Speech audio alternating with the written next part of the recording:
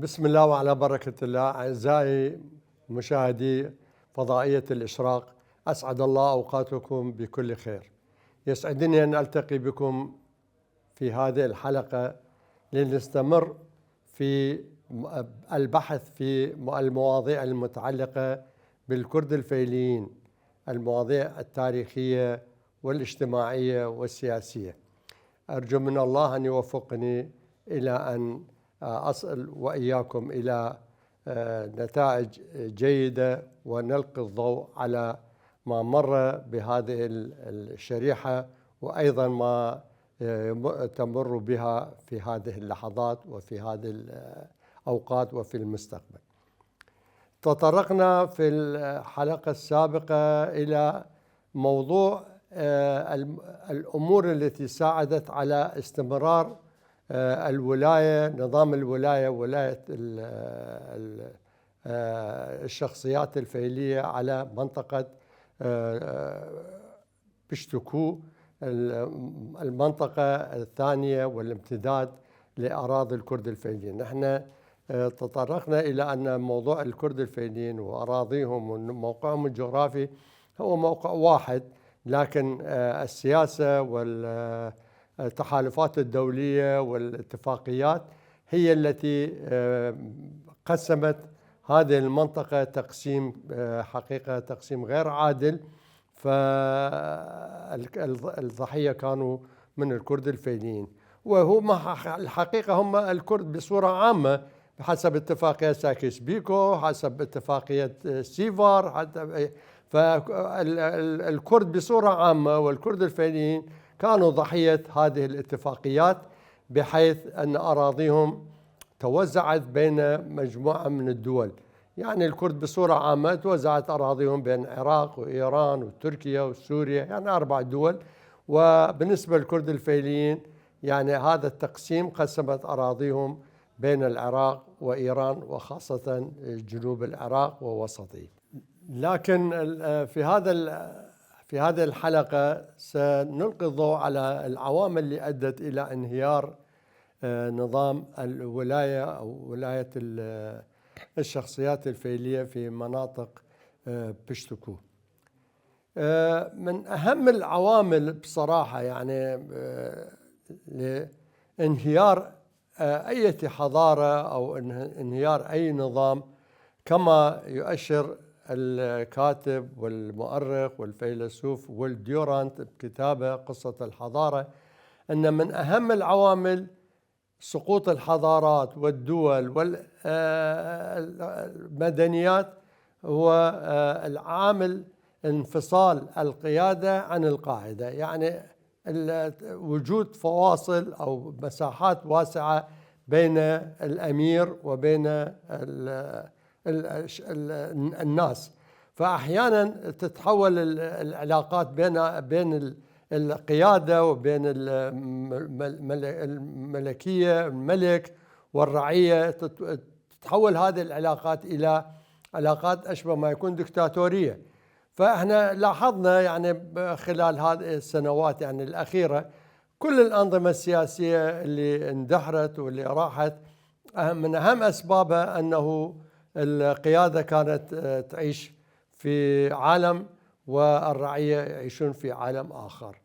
فواحدة من هذه الأسباب يعني الوالي اهتم بأموره أكثر ما يهتم بأمور رعيته. وكذلك احنا لاحظنا يعني حتى بسقوط النظام بالعراق يعني سنة 2003 احنا لاحظنا أنه من 1968 اللي سيطر به الحزب على النظام بالعراق إلى 2003، يعني النظام كان دائما نظام يعني الشدة والتسلط ونظام ديكتاتوري، وأيضا انعدام الصوت الشعبي.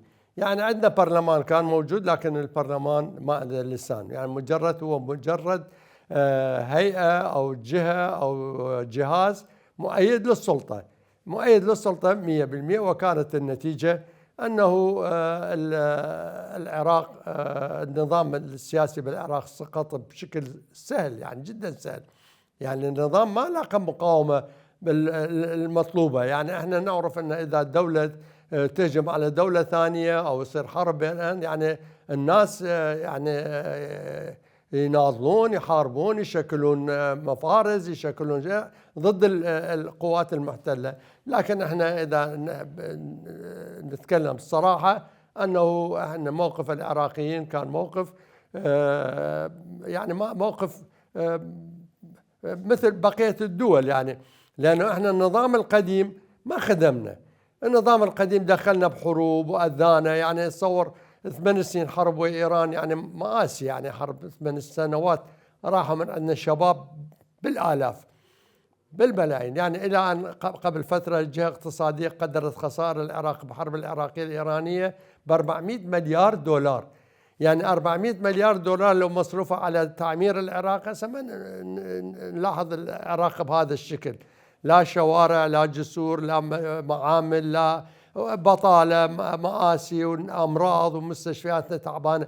فهي هاي كلها سببها أنه القيادة ما فكرت بالشعب، ما فكرت في التفكير معين أنه في قوة، كل شيء لازم بالقوة يصير. لكن مع الأسف احنا خسرنا كل شيء. وأيضا بمعارك الكويت نفس المسألة، احنا أيضا خسرنا. يعني تقديرات أنه بحرب الكويت عندنا 20,000 مفقود. يعني هي هذه تولد دائما هالحالات، تولد صراع بين القاعدة وبين القيادة. فالحقيقة القاعدة ما حد كان ينكسر قلبها على القاعدة، يقول موتون خليهم يموتون، نخلص منهم على الأقل. يعني أنا ندري قبل السقوط يعني الناس يقول يابا ياهو يجي يحكمنا احنا نقبل بس نخلص من هذا النظام الدكتاتوري. فإذا بالنسبة لمناطق إيلام ومناطق لورستان ومناطق أيضا فنفس المشكلة. الوالي أيضا كان مهتم بأموره، بذخه، بنساء، بحروبه. أيضا هم كانوا عندهم حروب يعني موجودة وش اسمه. فهم واحدة من هاي العوامل أنه أيضا ضعف العلاقة بين القاعدة وبين القيادة. لكن أنا لخصت الأمور ببعض النقاط. واحدة منهن الصراع بين العشائر بيشتكوا. يعني حتى عشائر بيشتكوا بيناتهم أيضا كانت صراعات عشائرية أحيانا. حتى بالعراق نفس المسائل، يعني يصير مشكلة بين عشيرة وعشيرة. يعني لاحظنا احنا في قبل سنة هي مشكلة بين عشيرتين استعملوا بها أسلحة ثقيلة، هاونات وقاذفات وبيكيسي ومدري. يعني هذا حرب بين دول مو حرب بين عشيرتين. فأيضا هذه عوامل خطرة جدا أنه توصل الأمور إلى هذا الحد، أنه استعمال السلاح بشكل خطر. فأيضا فبالنسبة لعشائر بيشتكوا أيضا كانت يعني طبعا ذاك الفترة يعني قبل 100 سنة أو 120 سنة أو 200 سنة. فهذه الأمور أيضا كانت موجودة، والحروب موجودة، يعني صراعات بين بعض العشائر، بالرغم من أن وجود علاقات طيبة أيضا بين العشائر، بقية العشائر، وهم يعني مو يعني 24 ساعة هي حروب، لكن هاي الحروب أيضا أثرت على وحدة السكان ومواقفهم من الوالي. ثاني عامل من عوامل انهيار الإمارة أو ولاية بيشتكو هو خيانة ابن غلام رضا خان نفسه. يعني علي قلي خان هذا عنده دائما مشاكل ويا والده، فاغتنم الفرصة من قوات رضا شاه رادت تهجم على المنطقة، فهو انضم هو والأتباع وجماعته، وهم عنده جيش وعنده ناس وش اسمه، فانضموا إلى خلينا نقول المحتل، إلى رضا خان، فضد والده. يعني هو شنو على والده، هو يعني مشاكله ويا والده، فعكس على المنطقة كلها. فواحدة من هاي أيضا من العوامل. بالنسبة للوالي حقيقة عنده فد السياسة أعتبرها خاطئة. إن شاء الله بعد الفاصل راح نواصل هذا الموضوع، واستودعكم الله.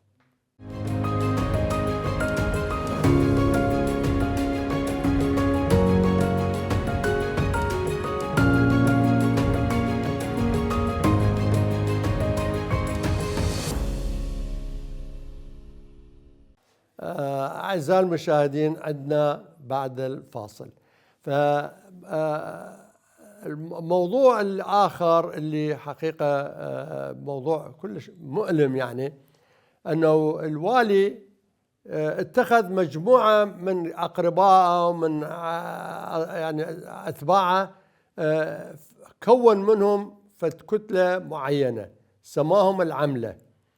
العملة بالضبط احنا كان عندنا بزمن النظام المقبور عندنا نظام الحرس الجمهوري، يعني الحرس الجمهوري هم النخبة موجودين بالجيش العراقي، هم حقيقة يعني أيدون السلطة ومن منتسبين عشائر معينة من مناطق معينة. صدام اختارهم حتى يكونون فد قوة رادعة بالجيش العراقي، فهذا مثل ما نسميه الحرس الجمهوري، وهم هذول حرس خاص وعندهم يعني الحرس الجمهوري بالنسبة للجيش العراقي كان تسليحه مختلف، تجهيزاته مختلفة، يعني أنظمة مختلفة، القيادة مالتهم كلهم معينين يعني من مناطق معينة، فهذول كتلة يعني خاصة بهم. فإحنا هناك الوالي أيضا استغل مجموعة سماهم العملة.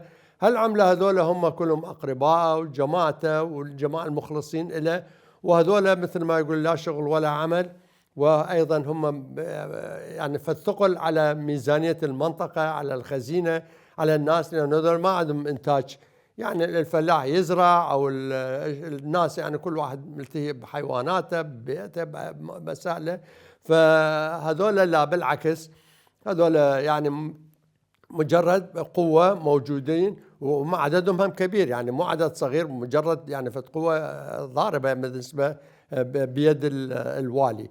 فأيضا هذول وثقلهم وتأثيرهم على الخزينة على يعني ميزانية المنطقة، والمنطقة هي بالأساس أيضا فقيرة، يعني منطقة بها صناعة، بها معادن، بها، فالمنطقة هي منطقة زراعية، وأكثر ما من زراعية هي منطقة تربية حيوانات، لأن منطقة وعرة ومنطقة صعبة. فهذه العملة أيضا يعني الأشخاص يعني أتصور أنه اللي منتمي للعملة ذاك الوقت يعني يشعر فد غرور أو يشعر فد استعلاء على الناس، فالناس أعتقد أنه كانت تكرههم وأيضا ما تتعاون وياهم. وأيضا رجعنا إلى كلمة والديورانت أنه الفاصل بين الشعب وبين القيادة هو أهم أسباب سقوط القيادات. انهيار الحالة النفسية للقوات التابعة للوالي، انهيارهم بعد ما الشاه قضى على إمارة خوزستان أو عربستان، يعني الشيخ خزعل الكعبي، فصار رد فعل داخل قوات الوالي أيضا، لأنه الشيخ خزعل الكعبي مو شيء قليل، يعني كان الرجل هم مسيطر على منطقة عربستان كلها، يعني محمرة وغير محمرة والدنيا كلها، لكن الشاه هو نظم قوة وجاء من بوشهر وأيضا احتل المنطقة مالتهم وقضى على الشيخ خزعل وأعدمه. فلهالسبب هذا صار انهيار نفسي، المعنويات انخفضت داخل قوات الوالي، لأنه تصوروا أنه القوات هذول الناس تصوروا أنه هم مصيرهم مصير هذا، لأنه يعني عرفوا أو قروا ما يدور بعقل الشاه رضا شاه، ولو ذاك الوقت هو رضا شاه أصلا كان يعني وزير دفاع وبعدين صار رئيس وزراء، يعني رضا شاه مو من عائلة شاهنشاهية، لا هو أو هم عائلة البهلوية، حكم شخصين حكموا منهم، واحد منهم رضا شاه واحد منهم ابنه، واثنين فترات حكمهم كلها ما تجاوز يعني فد 60-70 سنة ماكو، يعني لأنه تدرون بالثورة الجمهورية الإسلامية صارت بال 79 قضت على النظام البهلوي أو نظام الشاهنشاهي في إيران. فأيضا يعني هذا العامل النفسي له دور، لأنه اعتيادي يعني الناس تصوروا أو قرأوا أنه وضع القوات العسكرية المنظمة اللي شو اسمه فهي أقوى من قابلياتهم عشائر. يعني اللي شخص بالعشائر ايش عنده؟ يعني ذاك الوقت لا عنده مدفع ولا عنده طيارة ولا مجرد عنده بندقية برنو أو شو اسمه، هذا هو هذا السلاح اللي كان. وبعدين يعني قوات الوالي يعني من ياخذون جنود يعني يردون مثلا حرب او فشي، الجنود يعني اللي يجي يحارب المحاربين مالته اللي من الشعب لازم هو سلاحه من عنده. يعني هم يهيئون اسلحتهم من عندهم، حتى من كانوا عندهم حروب او ويا غير شو اسمه ويا العثمانيين ويا غيره. ف يعني بالمناسبه المنطقة الوحيدة اللي ما اخترقتها القوات العثمانية في زمن الدولة العثمانية ضد إيران هي المنطقة اللي كانوا مسيطرين عليها الوالي، يعني نظام خلينا نقول بشتكو أو نظام الوالي. هاي المنطقة أبدا ما اخترقتها القوات العثمانية، اخترقوها من غير مناطق، من خانقين، من كلار، يعني مناطق الحدودية كلها. القوات العثمانية كانت أيضا هي مد الجزر ويا القوات الإيرانية.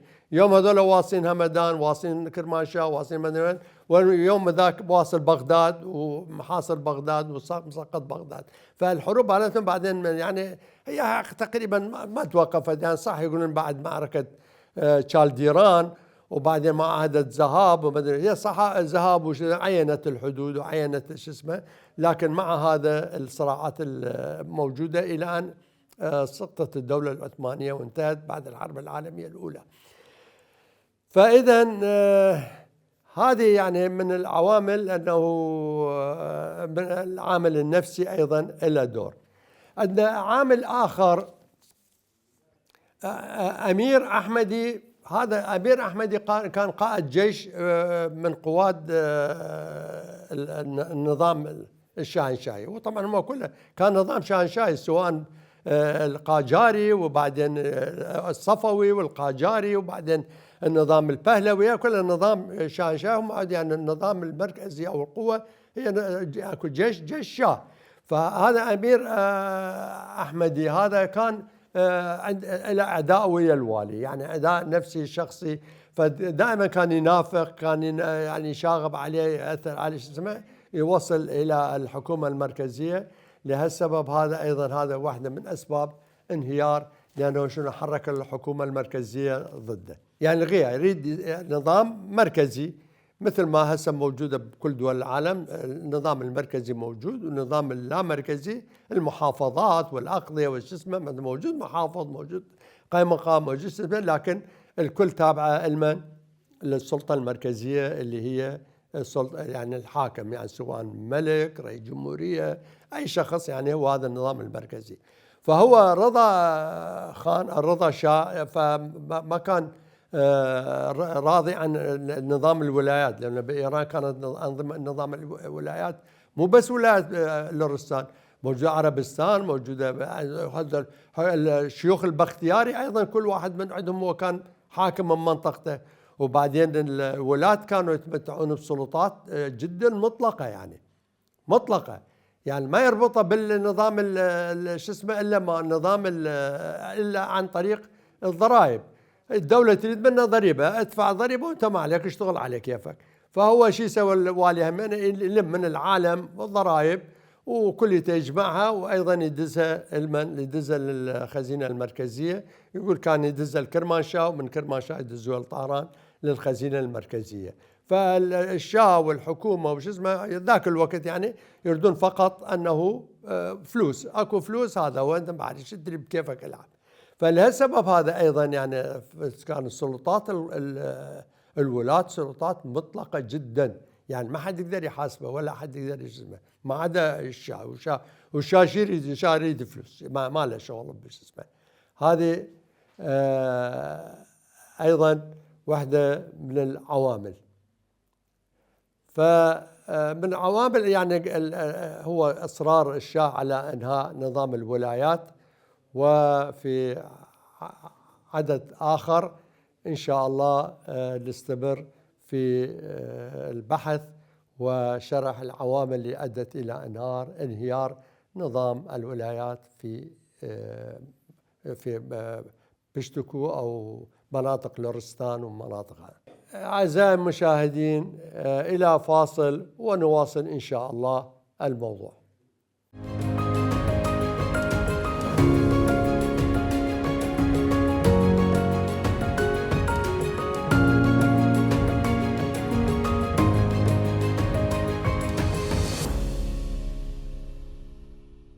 عدنا إليكم والعود أحمد إن شاء الله. فنستمر في موضوعنا وفي هذا الموضوع، موضوع انهيار الولايات. وأيضا هناك عامل آخر هو عامل الاستعمار البريطاني. الإنجليز عندما قضوا على الدولة العثمانية أيضا كانت عندهم سياسات وعندهم بعد نظر وعندهم مصالح، أهم شيء مصالح. يعني إلى الآن المصالح البريطانية تشتغل في الشرق الأوسط وتشتغل في العالم. يعني الناس يصورون أنه مثلا أمريكا هي مسيطرة، صح، هي أمريكا صاحبة أكبر الجيوش وصاحبة أكبر قوات وصاحبة أكبر تطور تكنولوجي، لكن البريطانيين أيضا هم أحيانا يعملون من وراء الستار. فبريطانيا أيضا رادت نظام مركزي. هي من جانب كانت تساعد الشيخ خزعل، تساعده ومولى يعني فتأيده بشكل مباشر أو غير مباشر، لكن في نفس الوقت كانت تأيد الشاه في النظام المركزي. يعني هم أرادوا نظام مركزي حتى أنه هم شنو، لأنه بدوا أنه عرفوا أنه في إيران نفط، فهذا الموضوع النفط هو موضوع اقتصادي وموضوع شريان هام بالنسبة لاقتصاديات العالم. فلهالسبب هذا أيضا البريطانيين كان لهم دور في إنهاء أنظمة الولايات في إيران. فهم ساندوا الشاه، والشاه هو أيضا يعني هو خاصة نحن نقول رضا خان، رضا شاه يعني، بس هو يعني تقريبا مثل ما قلت لكم هو بالبداية كان شاه، وزير دفاع، رئيس وزراء. هذا ساعده أنه يقيم فكرة أو ساعده في تنظيم إيران من جديد على شكل نظام مركزي. والأشخاص هذول يعني تابعين الحكومة الإيرانية المركزية، لكن مو بالسياسات المطلقة ولا أكو والي، ولكن أكو نظام موجود، وخاصة الحدود ونظام العسكري إلى آخره.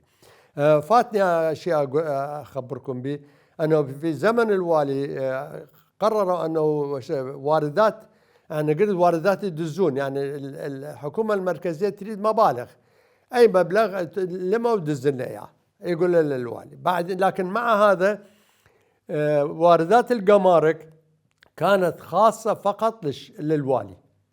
واردات الجمارك كانت للوالي، لأنه الوالي هو هذا عنده يعني جماعته وعنده جيشه وعنده هذول عمله وعندهم غير شو اسمه، هذول كلهم أيضا يدرون رواتب، يدرون يعني مصادر معيشة. فهو إله هو شخصيا إله وولده تدري والي يعني مو يعيش على راتب، لا، فهو عندهم مصادر أخرى. فمن المصادر إله هو من مصادر المالية أنه الجمارك كانت مخصصة إله. ضغوط الحكومة الشاهنشاهية أدت بالوالي إلى أضعاف العملة بقوا منهم 14 عائلة فقط، يعني هذول تقريبا انتهوا. ولو هو من اجى للعراق الوالي من غلام رضا خان آخر ولاة بشتكو، من اجى للعراق فهو جاب العملة مالته وموجودين وياه، كانوا منطقة باغسايا. فلهاي المنطقة هو مثل ما ذكرت بحلقات سابقة منطقة باغسايا بساتين وأراضي وشذا، فهو الوالي غلام رضا خان اشتراها من الدولة واشتراها، فأرض هي أرض خاصة له، فهم يتنقلون بها. فهو من صار عليه ضغط ومن الحكومة المركزية، فرأسا انتقل إلى منطقة باغسايا، وهناك استقر وهو يعني الحاشية مالته ولده وأخوته. فهذه أيضا واحدة من العوامل. العامل الآخر الانهيار، وهذا أنا أعتبره عامل جدا رئيسي ومهم، هو ضعف أحمد شاه. هو هذا الشاه أحمد القاجار.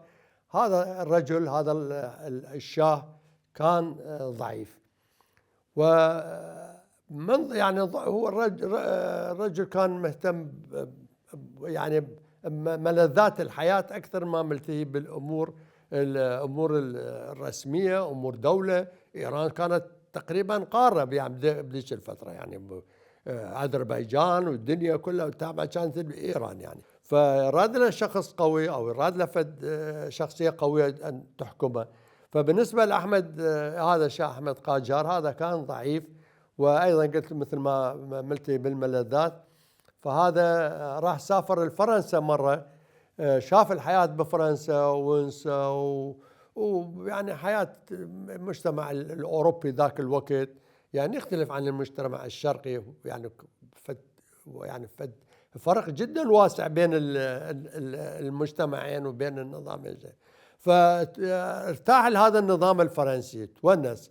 فمرة من يكتب الأصدقاء، يكتب في الرسالة يقول أنا هنا مرتاح، ويعني حدائق وونسة وموسيقى وشرب وما أدري شنو، يعني في حياة الإنسان يعني مو كل واحد يتقبلها.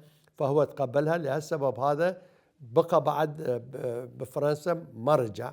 فمن ما رجع عاد استغل شو اسمه رضا شاه، فهو صار قائد، هو صار شاه، فسيطر بعد أكثر، ويعني نظامه بعد هو الشاه صار.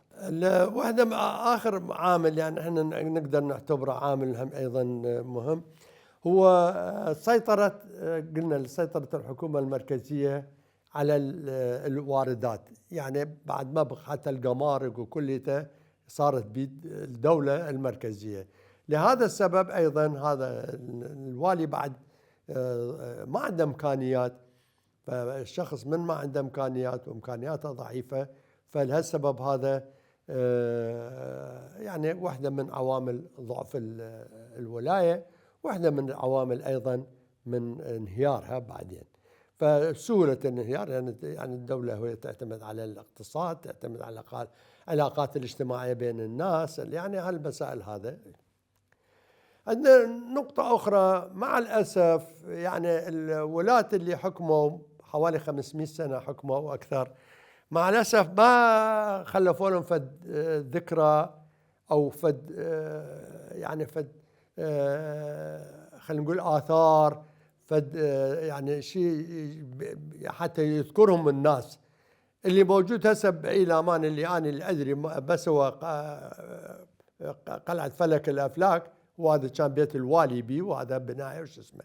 لكن هاي السنين اللي حكموا مثلا نعرف هاي الدول اللي حكمت وش اسمه، انهم بنوا يعني بنايات، بنوا جامعة، بنوا مدارس، بنوا يعني خلينا نقول مثل مستوصفات او مستشفيات، جسورة يعني او طرق شيء. لكن مع الأسف هذول يعني الولاة تركوا إيران بلا يعني أي تطور وأي شيء. لكن رضا خان بالعكس فهو عنده غير أفكار، وإن شاء الله نتطرق لها بالحلقات القادمة. فإلى اللقاء واستودعكم الله، وإن شاء الله تكونون بكل خير.